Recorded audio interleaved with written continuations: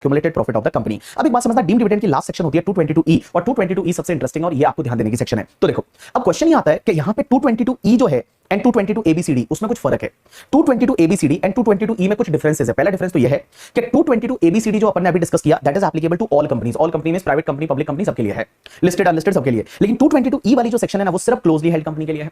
दूसरी चीज 222ABCD में जहां पे लिखा हुआ है कि जो अमाउंट दे रहे हो वो डीम्ड डिविडेंड माना जाएगा to the extent accumulated profit of the company whether capitalised और नॉट। वेदर कैपिटलाइज्ड और नॉट का मतलब होता है कि अगर मान लो आपने क्या किया कि कोई बोनस शेयर पहले इशू कर दिए तो आपका रिजर्व एंड सरप्लस तो खत्म हो गया, लेकिन जो बोनस शेयर इशू किया वो भी आपका रिजर्व एंड सरप्लस ही माना जाएगा। उसको एक्यूमुलेटेड प्रॉफिट में लेंगे और भैया वो डीम्ड डिविडेंड के लिए कंसीडर होगा रिजर्व एंड सरप्लस में। भले आपका वो बोनस शेयर है रिजर्व एंड सरप्लस में बचा नहीं, आपने उसको कैपिटलाइज कर दिया बट तो भी उसको रिजर्व एंड सरप्लस में लेंगे for the purpose of 222ABCD। But 222E के लिए ऐसा नहीं है। 222E के लिए सिर्फ वर्ड यूज हुआ है एक्यूमुलेटेड प्रॉफिट करके। ठीक है, अब एक और चीज समझना, जब भी हम एक्यूमुलेटेड प्रॉफिट की बात करते हैं तो एक्यूमुलेटेड प्रॉफिट का मतलब इनकम टैक्स के हिसाब से नहीं, कंपनीज एक्ट के हिसाब से। कंपनीज एक्ट के हिसाब से ऐसे प्रॉफिट जिससे आप डिविडेंड दे सकते हो उसको अपन एक्यूमुलेटेड प्रॉफिट में कंसीडर करेंगे। और एक्यूमुलेटेड प्रॉफिट में ऐसे प्रॉफिट जो पीएनएल के थ्रू बने थे, जैसे रिजर्व, ऐसे रिजर्व जो पीएनएल के थ्रू बने थे उसको बोलेंगे एक्यूमुलेटेड प्रॉफिट। अब एक बात समझना, 222E क्या बोलती है कि अगर कोई क्लोजली हेल्ड कंपनी है, क्लोजली हेल्ड कंपनी का मतलब होता है अनलिस्टेड कंपनी।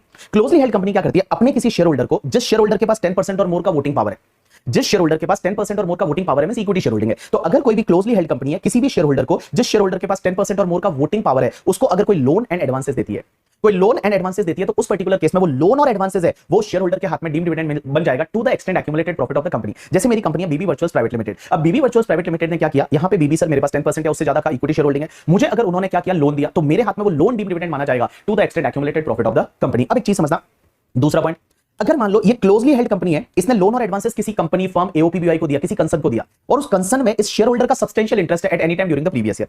सब्सटेंशियल इंटरेस्ट का मतलब होता है कि इस कंसर्न में अगर इस शेयर होल्डर का 20% और मोर का इक्विटी शेयर होल्डिंग है या 20% और मोर का पीएसआर है तो उसको बोलेंगे सब्सटेंशियल इंटरेस्ट। तो उस पर्टिकुलर केस में भी वो शेयर होल्डर के हाथ में डीम्ड डिविडेंड माना जाएगा। या फिर मान लो ये क्लोजली हेल्ड कंपनी ने मेरे किसी दूसरे पर्सन, रिलेटिव वगैरह को लोन दिया और वो मेरे बिहाफ पे दिया, मेरे बेनिफिट के लिए दिया, तो जितना मेरे बेनिफिट या बिहाफ के लिए दिया वो भी डीम्ड डिविडेंड माना जाएगा मेरे हाथ में to the extent accumulated profit of the company. तो क्या पड़ा, देखो अगर कोई क्लोजली हेल्ड कंपनी है किसी भी शेयर होल्डर को जिसके पास 10% और मोर का इक्विटी शेयर होल्डिंग है, या तो उसको लोन देते हैं, या वो शेयर होल्डर का किसी कंसर्न में सब्सटेंशियल इंटरेस्ट है उस कंसर्न को लोन देते हैं, या किसी अदर पर्सन को देते हैं वो शेयर होल्डर के बेनिफिट या बिहाफ के लिए, तो वो डीम्ड डिविडेंड माना जाएगा to the extent accumulated profit of the company. अब एक और चीज समझना, कंपनी अगर मार्केट रेट से इंटरेस्ट चार्ज कर रही है तो भी क्या डीम्ड डिविडेंड माना जाएगा, आंसर इज यस। अगर मान लो यहां पे कंपनी जो है वो कंपनी को वापस से लोन रीपे कर दिया शेयर होल्डर ने तो भी क्या वो डीम्ड डिविडेंड माना जाएगा, आंसर इज यस। लेकिन एक चीज समझना, यहां पे लोन और एडवांसेस दोनों वर्ड यूज हुए हैं, लेकिन एडवांसेस में जो ट्रेड एडवांस होते हैं उस पे डीम्ड डिविडेंड नहीं माना जाएगा। ट्रेड एडवांस का मतलब होता है जो नॉर्मल बिजनेस के लिए एडवांसेस वगैरह होते हैं, उसके केस में यहां पे बेटा डीम्ड डिविडेंड है वो नहीं माना जाएगा। अब एक चीज समझना, एक और सेक्शन होती है, सेक्शन 222 में ही लिखा हुआ है, 222 में लिखा हुआ है कि कुछ चीजें ऐसी होती है जो आपका डिविडेंड या डीम्ड डिविडेंड नहीं मानी जाएगी। पहली चीज तो अगर मान लो कोई कंपनी ऐसी है जो अपने शेयर होल्डर को लोन देती है और वो कंपनी का काम ही लोन देना है, means company is into the money lending का बिजनेस, और मनी लेंडिंग के बिजनेस में है और ऑर्डिनरी कोर्स ऑफ बिजनेस में अगर वो कंपनी लोन दे रही है तो उस पर्टिकुलर केस में वो डीम्ड डिविडेंड नहीं माना जाएगा।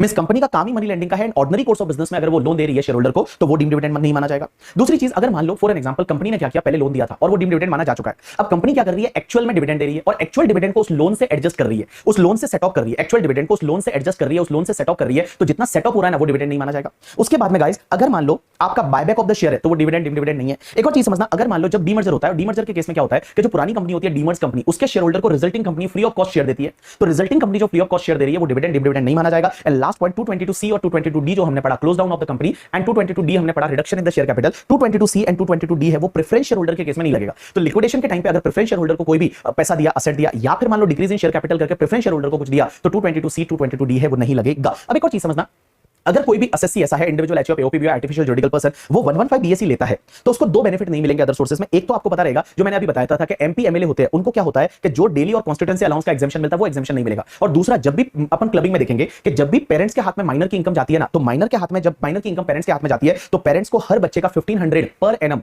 ठीक है, पर एनम का एक एग्जेम्पशन मिलता है। जैसे मान लो मेरे बच्चे का इनकम मेरे हाथ में ऐड हो रहा है 20000, तो उसमें से 1500 का एग्जेम्पशन मिल जाएगा अंडर सेक्शन 1032 का, एंड ओनली 18500 टैक्सेबल होगा, बट ये एग्जेम्पशन नहीं मिलेगा अगर मैं 115 बीएससी लेता हूं।